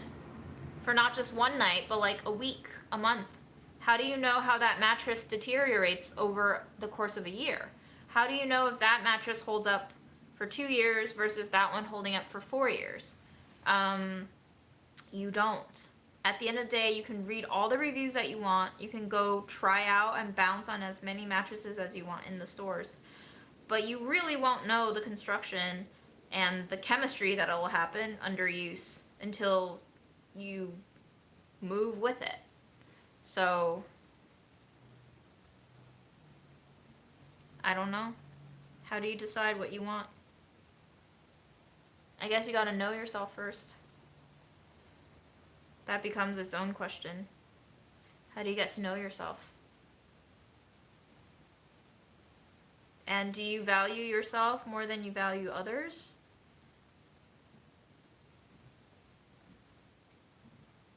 Do you value prioritizing yourself over prioritizing others? And these are, I think, questions that can have different answers throughout different parts of your life, too. For example, I think I've always been quite selfish as an only child, but I feel like to a certain extent I've gotten even more selfish after mom died, because I saw how selfless she was, and how sad that made me to know that she never like quite lived for herself the way that I wanted her to. Maybe it wasn't what she wanted to, but I wanted her to live for herself a little bit more. So, in seeing what mom didn't get to do, it clarified for me what I want myself to do. So, I've started making decisions that are more and more self-centered. Maybe takes into consideration much less of reverberations and repercussions dealt by others. And I think a part of that fearlessness is maybe out of like the irrationalized reactions from processing grief. But I do think a large part of it is just me realizing that like none of this ultimately matters, so I might as well do what I want to do. You know?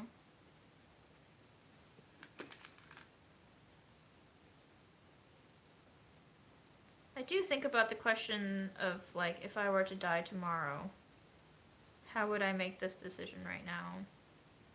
It's helped a lot. I wouldn't say like long term it's been great choices, but I would say in the moment I feel much more secure in choosing what I choose when I pose that question to myself. Because it clarifies the parameters a lot. It's no longer, are you making the right decision for your life, period? It's just, are you making the right decision for your life in this moment? And I think ultimately it is an illusion of whether or not you are making the right decision for your life because you don't know what your life is going to end up being. You don't know how long you have left to live. You don't know what's going to happen tomorrow.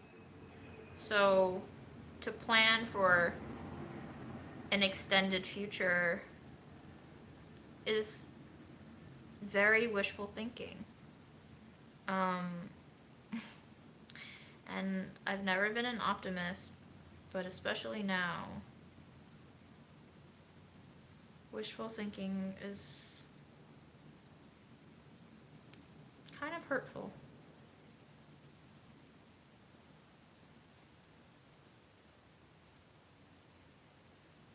Too many things holding me in place.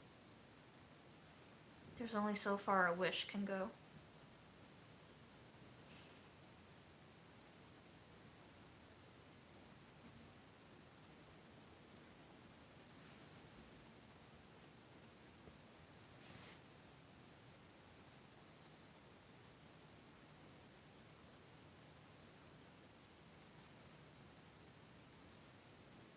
What you doing, Freddy?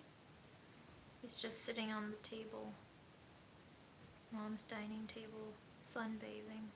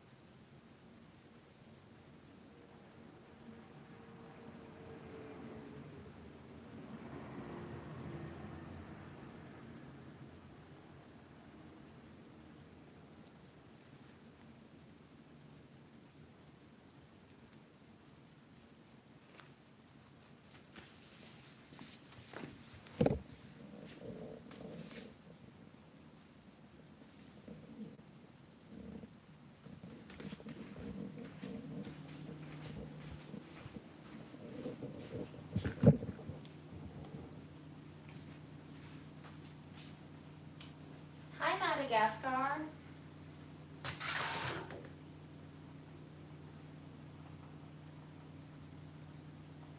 I'm gonna go back and read some of your comments now while eating, which is my favorite activity, as you know.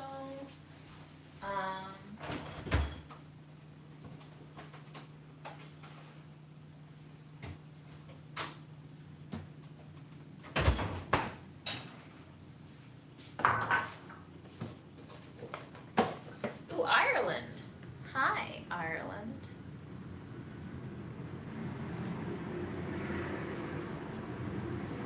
What are you most excited for about moving? I mean, I'm not. I'm actually kind of dreading it because moving is such a tiresome experience, but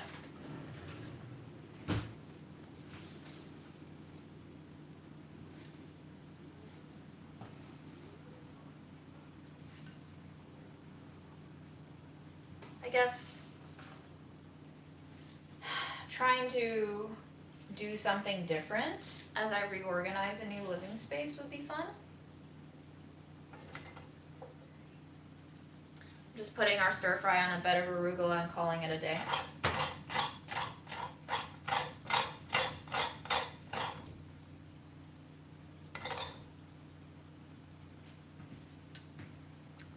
How about a lack of kitchen supplies after a move? Erin and I will basically split the kitchen items, and I'll just replenish whatever I have to replenish.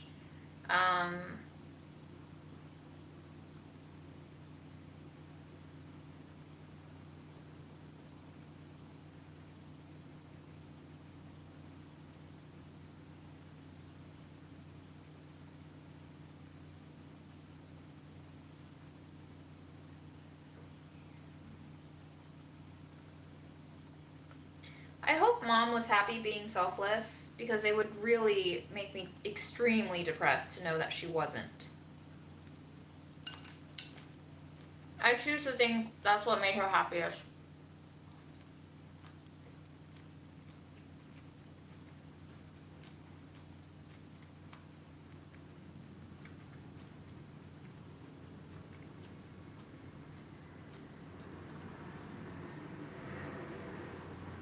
The wontons are not being cooked today because I'm going to cook them for Grandma. So I'll probably cook them in the morning before I go.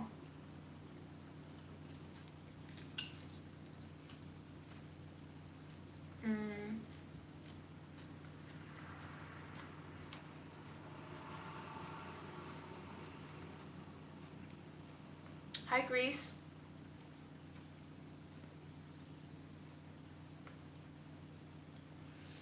Sporks are amazing, folks. You should get one. Period.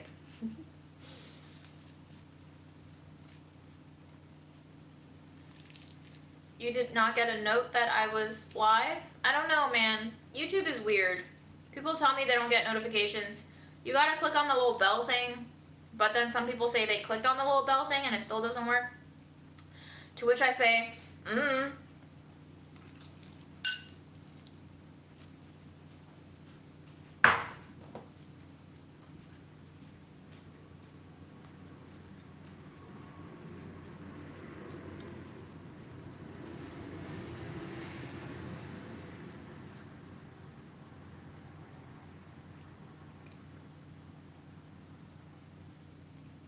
I'm worried if I get another cat, this will be the situation we turn into. Anyway, I think that's all I have for you today, folks. Did you enjoy this live? Did you enjoy the life update? Are you excited to see the new space, or are you out because there will be no Fred anymore? I don't know. I care, but I don't care, because what will be, will be.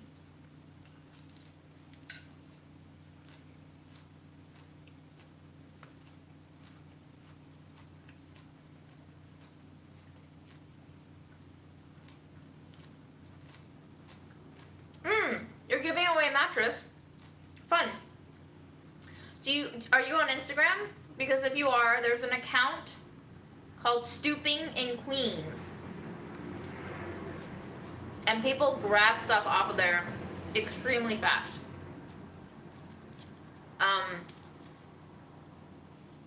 So that's worth a try. Also, buy nothing groups are amazing.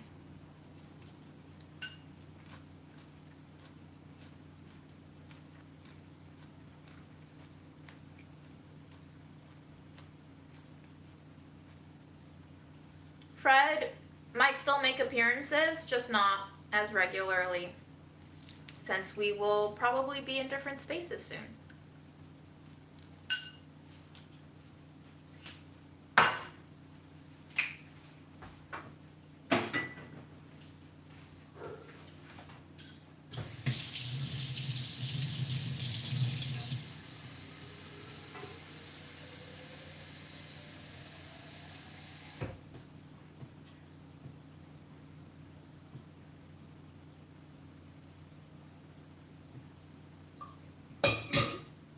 I'm very nervous that the new place won't have a properly calibrated oven, which has been one of my like main bummers when cooking,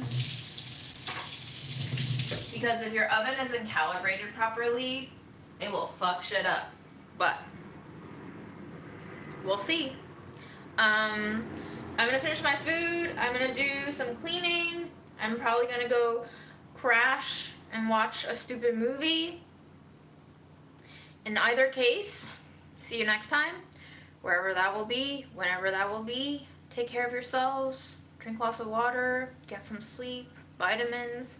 You know the deal. Winter is coming. Apparently, you should wear a scarf, because I just learned this because Ram just sent me like an Instagram post about it, but apparently there's a spot in the back of your neck that is particularly susceptible to cold. So if you wear a scarf and you cover up the back of your neck, you're less likely to get sick. Is it myth? Is it science? I don't know. Could be fake news. You'll have to decide for yourself.